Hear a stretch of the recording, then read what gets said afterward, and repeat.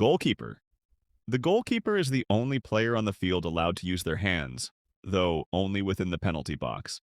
This position exists in every level of soccer, from youth leagues to the World Cup, and it carries a distinct identity within the team, often marked by a different colored jersey.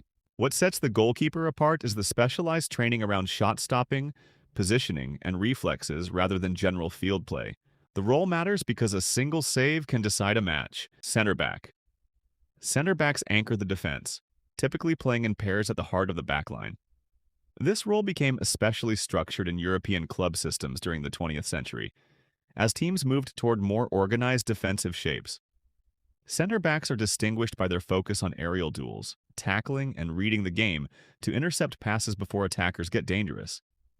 Their importance shows up most clearly in tight matches, where one defensive error can undo an entire game plan. Striker. The striker's main job is to score goals, typically playing as the furthest forward player on the team.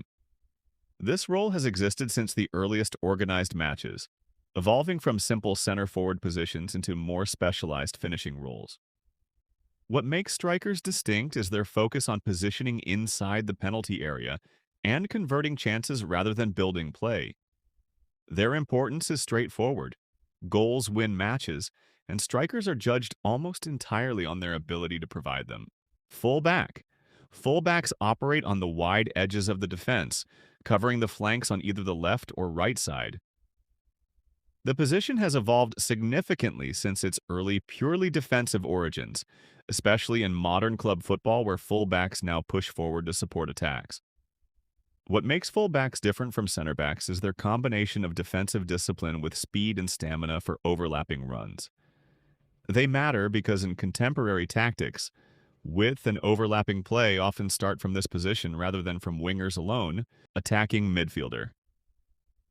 The attacking midfielder plays just behind the forwards, often described as operating in the hole between midfield and attack.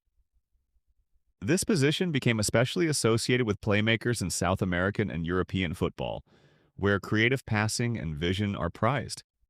What sets this role apart is the emphasis on creating scoring chances rather than defensive work.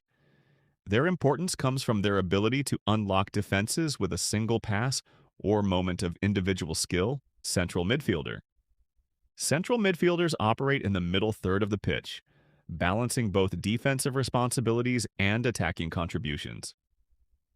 Sometimes called box-to-box players, this role demands constant movement between both ends of the field.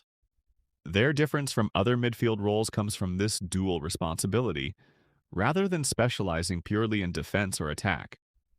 They matter because they often dictate the rhythm of a match, linking defense to attack through consistent involvement in play.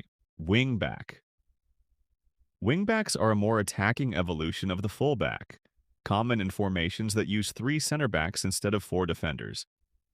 This style became popular in systems associated with continental European coaches who wanted extra attacking width without sacrificing defensive numbers. The distinction from a regular fullback lies in how much ground they're expected to cover, often sprinting the length of the pitch multiple times per match.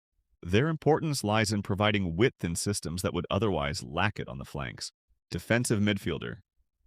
The defensive midfielder sits just in front of the back line, acting as a shield between the defense and the opposition's attackers.